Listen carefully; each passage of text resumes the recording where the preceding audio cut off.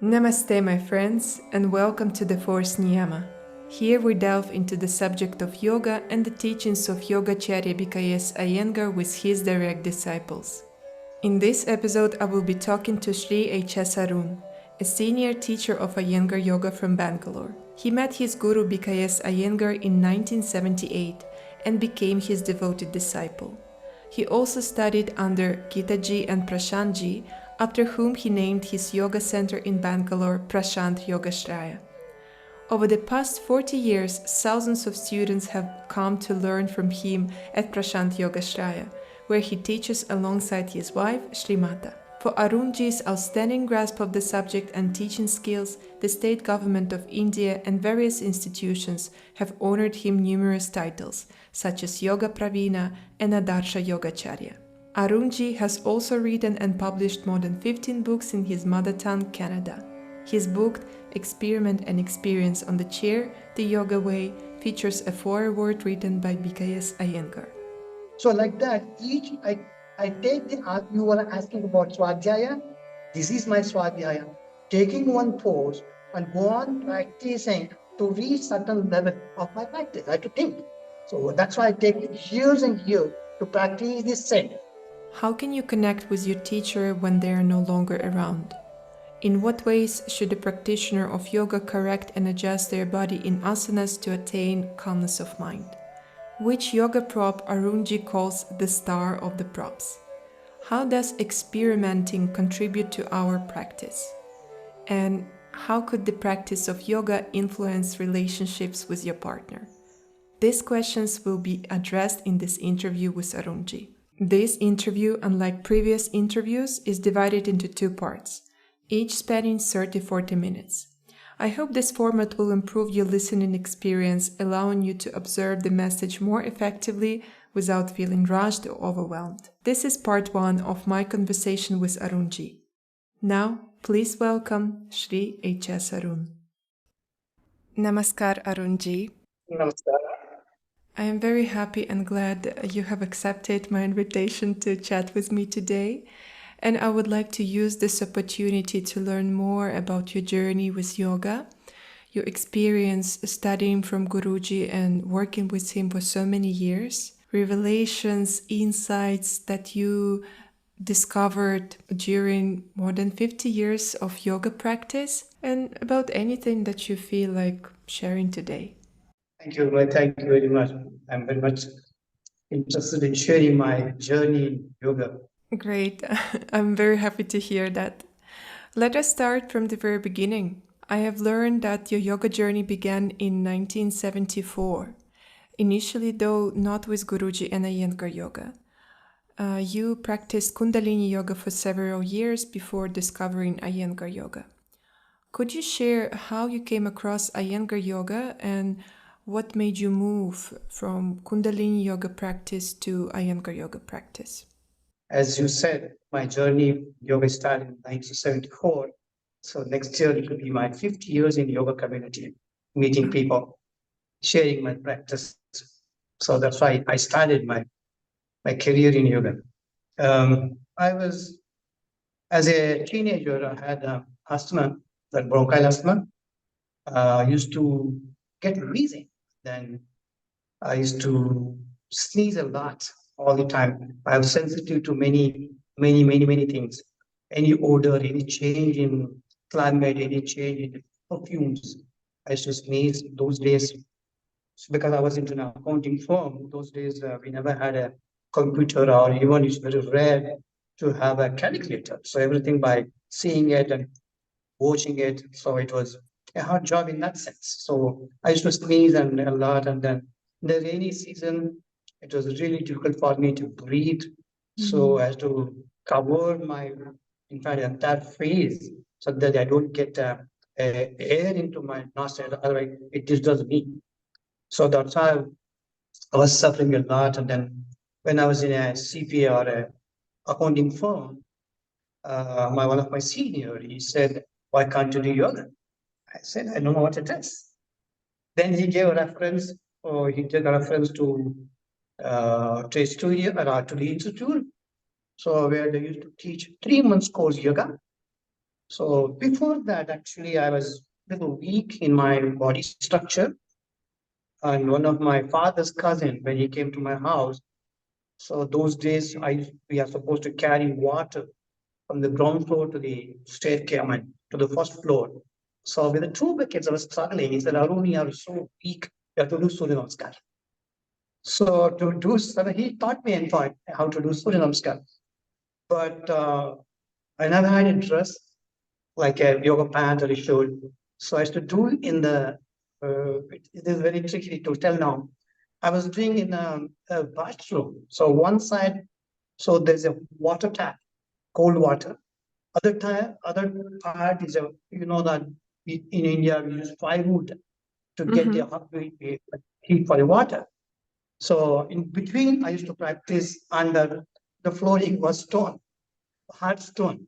So as to before taking a shower, so I do some 13 or 14, and then take shower and come back. So that was my practice those days.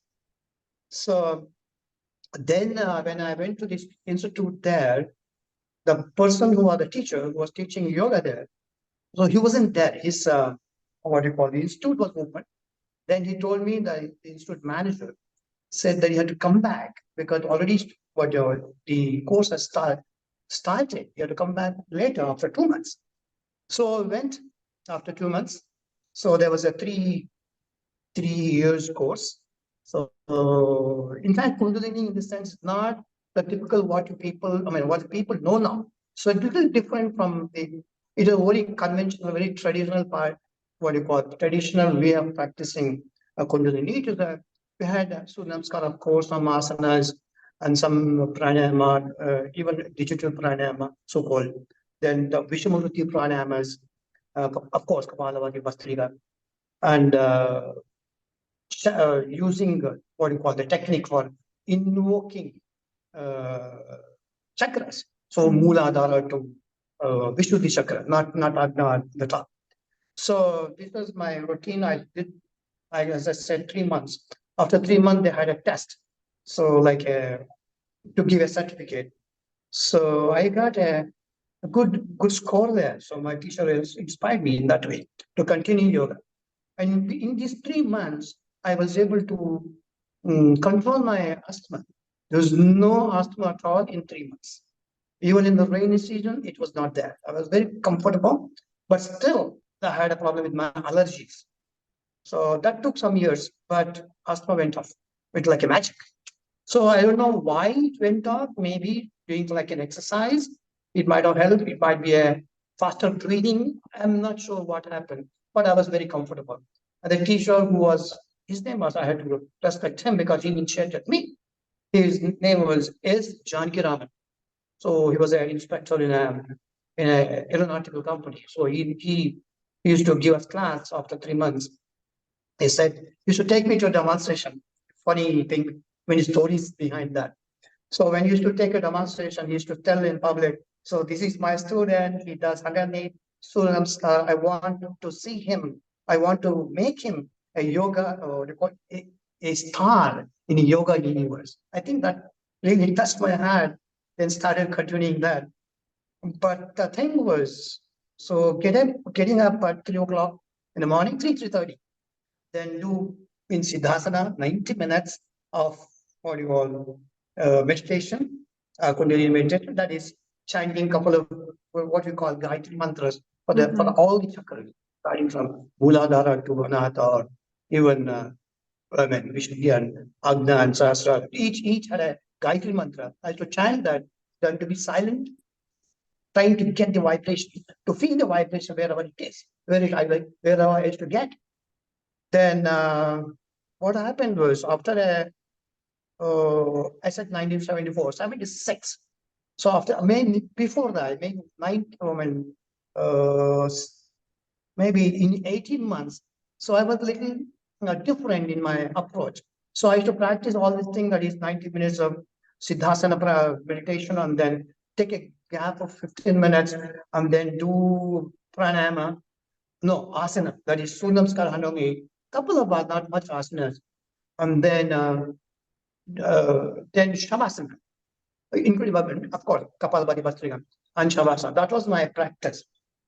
So when I used to sit straight and do all those things, I used to feel very good because my teacher said if you are in a good path in front of the knee, so you will feel the vibration in the body. You will see the colors in front of the eyes. I used to feel all those things. Couple of months, I used to do that. In fact, to make a fun about it right now, I can make fun about it because I was that time I was ignorant, I was innocent. I never knew what it was. So I was asked to lie down in public, in a sense, in a public program. My teacher used to ask me to lie down. So join the heel and arms apart, lie down in Shavasana. The teacher used to tell, do you have anyone has a pen? So people used to give pen. For me, it looked like a drama now. Those time it was I never knew what it was. So he used to take a pen and scratch my feet to know about reflex action. But I never used to feel anything. I mean, I used to feel, but my leg never moved. So my teacher used to say, Arun has gone to somebody. And then one more funny thing was, we do Adhanavasi or Ubyaparam or Urdhva Paschimottanasana. That is only ankle or foot. And then foot and keeping a leg straight. So that is Navasana. Yeah. So I used to hold my ankle, not foot. I was flexible, but I was asked to hold the ankle and hold the post. After you holding the post, I used to shake my entire body. So my teacher says he's awakening already. But after coming to Guruji's method system, I know why it was shaking because my stomach was weak, my thighs were weak. That's why I was shaking. It has nothing to do with Guruji. So the same way when I used to feel all those what do you call colors and shape, so like a palm leaves. So yes, I used to feel. After a couple of months, I never used to feel any of those things. As you get really frustrated because I will not use depression. Now I can say it may be depression, but those times I was not comfortable. I was not at all comfortable. I was restless. So I went to the teacher. No, not only that. When I stretched my leg forward after sitting in Siddhasana, blocking my energy. So the idea is to block the energy and move the energy up and chant on the chest. I chant mentally. It's not because the family, my sister, my parents will display me. I can't chant loudly. So chant whatever is given to me, Uladara to Vishnu or Agna. So after that, I should stretch my legs and then lie down because you know what happens. The whole leg becomes numb. So legs forward, relax in Shavasana. So I used to feel some funny feeling from my pillow that is below the perineum, then the pubis, then the navel, and then until diaphragm. I used to feel a little different. So like something is moving. So I was scared. Went to my Guruji, I went to my teacher. Sir, I'm getting this type of feeling. He said, Arun, you are in a good path. Continue. Wow. So it is a good path to feel that thing. Hmm. So funny thing was, then after that, so my teacher left that place where I used to learn. And then there were a couple of students or practitioners. They were seeing my demonstration. They asked the management, okay, if the young boy, I was 19, I think, if he can teach us, then we'll practice. But I don't know to teach because I told the management, oh, sorry, I not learned. I've learned only to practice for almost like 1.5 years. No, you just practice, let them also practice. So that's how it started my, what you call teaching. It is not teaching, sharing. So a small room, I used to practice, sits to the side, they used to practice. This is the way I continued for almost a year. Then I was very fortunate to meet uh, respected Ajit Kumar, so who was Guruji's student. So he used to teach us every Saturday for 3 hours. Wonderful practice. And he was fortunate enough to know many things, not just Guruji's, what do you call, Iyengar Yoga. He had a contact with even Guruji Patabi Jois. Then he had a contact with another Swamiji from Nagpur. So he had all the three sect of practice. So he used to share most of it, or definitely it was Guruji's system, I was very fascinated when I was to give demonstration. One of the committee member or the management, they gave me a book, Light and Yoga, but it was in my language called Kannada. So in Kannada, so I used to watch it, read it a couple of times, watch the photos. Of two photos were two asanas were very fascinating for me. One was Yoga Dandasana, the other was Nakrasana. In the picture, if we see light in pranayama or yoga deepika, well, Guruji's palm is up, the foot is also up, it's in the air. I was so innocent. I never knew it was a photo trick. So palm is out, the foot. I was to try it, so fall. And then yoga danda also. I don't know how to do it. So all my nails were pricking my arm and armpits. So I couldn't get it. So the gentleman, that is Ajit Kumar, he he gave all the techniques how to perform all these asanas. So this is how I always respect my second teacher, Ajit Kumar. So then slowly when he saw my practice and then Arun, anyhow you are practicing. So why can't you give a general class? You start class. So okay, you just give classes for a ladies class. So I started giving ladies class, and the person who was teaching men's class, he left. He was there but was not interested in teaching. When Guruji came in 1979 to the same place where I was practicing and sharing, so he came there, and there were only 5 or 6 teachers, including my teacher. Is no one was ready to give class in front of him, and my teacher said, "Arun, you had to give class." Okay, because as I said, I'm innocent, I'm ignorant. Okay, what is there? Let me stand and give class. So I started typically, as you know, we do Adhomka, Uttana, Prasarita, Adhomka, Uttana, Trikona, all this. So then Guruji intervened and he started correcting all of us.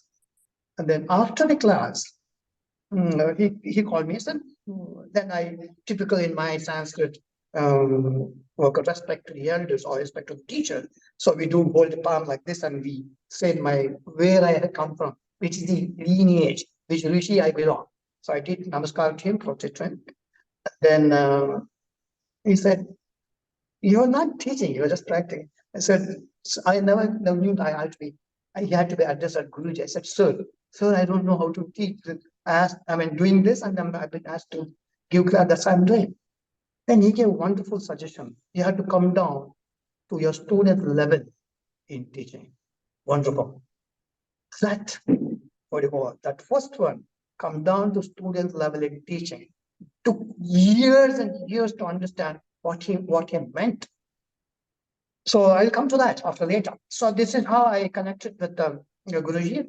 The same year, me and a couple of students, I think only 3, went to Pune in December, freezing cold in December. And there was not a cut of the cold there. So when I went there, after later I came to know, Guruji used to come always in after his birthday, December 14, come to Bangalore because his family was here, his brother was here. So he comes to Bangalore, stay for 2 days, and then used to go to Tirupati, his deity there, Tirupati. So we went there. I think we went on 17th, I think. He was already in Bangalore. We never wrote letter to him, just ventured. So we ventured and we went, attended. My first class was with Prashantji. So now you know why my institute is called Prashant Yogashraya. We first loved in Pune was this Prashantji. I respected him, the way he took class, the way he saw his English, the way he used to teach. I still remember. So that was a Shavasana class. It was Shavasana and he was giving instructions how to practice, how to do Shavasana. So I was very much deeply touched with this practice and this teaching. Then I came home. So from 79 to 84, I was in the same institute teaching. Teaching in the sense, as I said, like I've been practicing, I should practice that. So that's how my yoga journey started. Then I never had any, what do you call, asthma complaint. or allergic complaint. Maybe allergic to few people nowadays, but not really that type of allergies. So this is my yoga journey from 1979 to 84. So I continue. It's a story, So in 1984, when I gave up, and almost I was giving up my what you call teaching profession. The way I used to teach, I had some what you call miscommunications. Was not comfortable there, and I had a couple of students with me. They said, "Please, we come out. Otherwise, you don't have a chance to come out. You are stuck with the same system." So then I never had a freedom even to teach because they want me to teach something else which is not closer to my heart, like cleansing techniques and neti and then bhakti, all those all those things I used to avoid. So that's why I was not interested. So never had a freedom. Then I went to Pune. I mean, yeah. So when it happened, that we gave up. Then I started practicing in my small room, a living room. So for that, we had to move all the furnitures. So 8 or 11 practitioners with me. They were good practitioners with me. So they were practicing with me. Then again, a couple of ladies who are with me, they're in the same institute. They really requested, they begged in fact, please, sir, you continue, we'll come whatever time you want. So then we started to home. Then near the garage we started. Then our neighbor was kind. He gave a couple of months the place. And then one of my student who I used to give a private class, he said, I will open a studio, a sports complex. So where you are going to teach morning yoga class and evening we'll be having that they will use for their sports activity. So I came home. I told my students and my mother-in-law. So my mother-in-law said, because I'm living with my mother-in-law's house.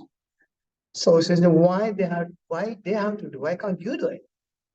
But I never had a finance support to start any business. So it was very difficult for me. Then it was very nice that my wife, in fact, she's sitting in front of me all the time, even now. So she's listening what I'm saying. Uh, she supported me in the sense, never had anything to do, no work, only practicing yoga. Though I went for the accounting firm, I gave up that I believe in destiny, it happened. Then I had only in Indian rupees, I had 10,000 rupees that took collected from some students. So my student was a contractor. We went to him and said, "Can you start?" He said, "Okay, you can start. We will start. So labor, you give me only labor charges. Other thing, we will take care of it." Then I had one more, a hotelier or a restaurant gentleman was very kind. He said, "I know, sir, you don't ask money, but without money, you can't do that. So I'll give you money whenever you get money, you can give it to me. So don't hesitate." So whenever there's an what do you call, we need for construction, has to go there, is to give me a milk, there is a badam milk, that's almond milk, sometimes some snacks. So he used to put not in my hand, so embarrassing. So here's what he was, he used to put a what do you call, the cover of bills or notes, currency into my pocket. They come back and then give it to the what do you call, the contractor. So within 11 months, the beautiful institute came up. So before doing this, we went to Pune. In fact, I never went actually. My wife Shreematha and one of the senior students. So went with her, and then they said we are going to start. We are going to construct a building only for yoga. So please come and bless us. He said, definitely I will come. Then again for the inauguration, we went and asked him, "We're already there. So can you please help us? Can you bless us?" So he said, I met all the three. So first was Guruji. He said, "Now you have a freedom to teach. Go ahead. I will come."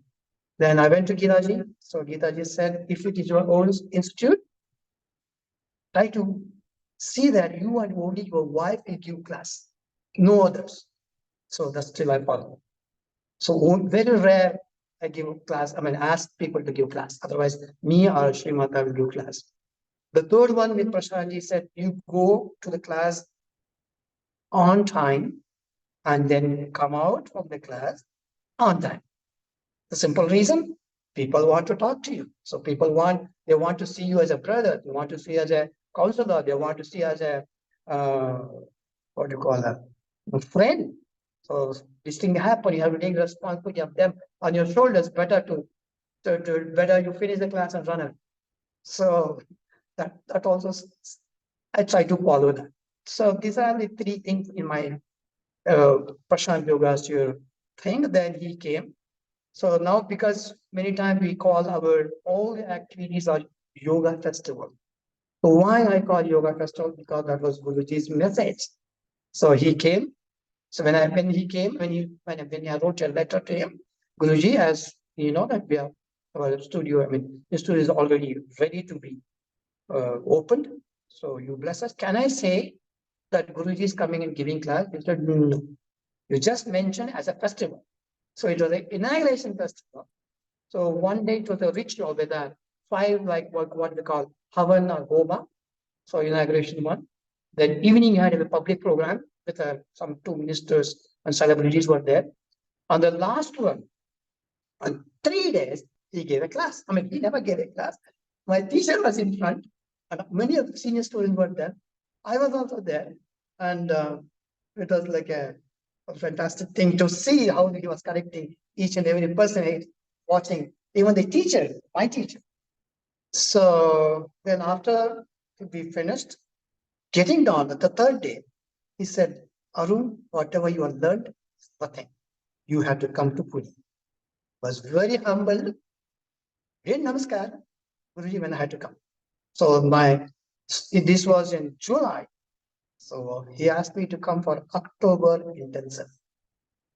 So then he wrote me back. So I asked you to come in October. So come a week earlier. That was interesting. So it was a 4 weeks intensive those time, 85. So come 1 week early so that I can acclimatize Pune, though we are in India, because I am not gone away, not gone out away from home. So I have to eat restaurant food. So I had to acclimatize. So the condition was, you are going to stay in the institute. There are now, I have 3 rooms. I should stay in the second room where Prashant is practicing or resting. So that part. So I was happy asked to stay there. And food, you have to go out. And night, you have to come back before 9 because we close the gate. And for the shower, you have to take a bucket from the what you call the toilet and go out where we keep the sandals, chappals, shoes. There was a geyser, electric geyser.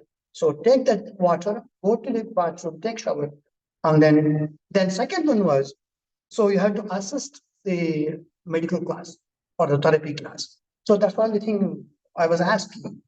So I went there, 1 week attended. 1 week just practicing with Gitaji and Prashant. And then intensive started. So 9 to 12 or 9 to 12:30 or sometimes 9 to 12:45. It is Gitaji's intensive, but Guru is always there uh, helping us or teaching us. After I think 4 days, I had stomach discomfort. I went to Prashant and said, Prashant, I have some stomach discomfort. He gave me a sequence that is swastikasana, back, Supta swastikasana, forward bending swastikasana, Supta virasana, all these things. So I was practicing, and then 3 days of practice, and I was doing Visvanasana forward bend. Then Guruji came and, what are you doing? So now I made a sulky feeling, and my stomach is paining, and I got a sequence of it. No, you're not come here to relax. Come up, get up. So that strong instruction, my stomach pain went on. So no stomach pain. Sometimes teachers' instruction definitely it works as a fire in a practice. So that was one of the thing, and then again he came to Prashant Yogashraya for we have a big, beautiful 2.5 feet of Patanjali stone. So they're carving a Patanjali stone, and we want to install that. So we requested him, Guruji, can you come and bless us? Do you have a function? He came. Again, same technique, same thing. That is one day is a ritual, second is our Yogacharya first anniversary, and again three days class. So that was the program. So at that time, so you know that when we go to Pune, we have a lot of energy. The what do you call the approach? It's a very rajasic, very strong. So I should give strong instructions. So Guruji was there and everyone was there. I stood in front, gave Tadasana, so many instructions. And then I came to Trikonasana in a jump to the side, right leg out, right foot out. No, right leg out. Okay, then left foot in, then go to the side, then do to the left. So when I was doing to the left, he said, stop it. Whoa, why he said, no, stop it. So he said, don't give that much instructions. So instruction should be direct and it should be precise. And you should see that your student is doing. If I'm giving right side on 20 instructions, left side completely different because I know I have learned from the system, from the institute that I have to give so many instructions. You are not blocked with the instructions I'm going to give. So even if the person is not turning, is just turning the foot, not turning the knee, then I am wrong. I'm not seeing here. And I'm not allowing him to do because you're bombarding with instructions. So I have to cut down the instruction. It's not me. The great man, Guru said, cut down the instruction, don't give that. So this is the second one I learned from. That's why I don't give much instruction. I see them, even if there are 80 in my class, here or anywhere, my eyes can see 80 people in from the corner, I can make out. So how to open your eyes, not just to close your eyes or just to narrow your intelligence. So that's why. So that's the way I've been practicing and sharing my practice. Yeah. So 84 until 90, I had an opportunity to go to Pune to for an intensive. So that's a very good journey. So it was not, yes, of course, a little emotionally, but intellectual journey from 1989 to 2023. So it's how this is my yoga journey from past. Thank you for tuning in. You've just finished listening to the first part of my interview with Arunji. The second part will be coming shortly. You could listen to more episodes of the Force Niyama podcast directly on the website or on platforms like Spotify, Apple Podcast, and Pocket Casts. I welcome you to help me shape the Force Niyama podcast so that as many students as possible can get benefit from it. If you find any mistakes or inaccuracies in the website or podcast, please let me know. If you are an Iyengar Yoga student yourself and you have a certain question that you want to ask a senior teacher, you could share your question with me and I will make sure it gets answered. Contact me at hello@theforceniyama.com. See you in the next episode.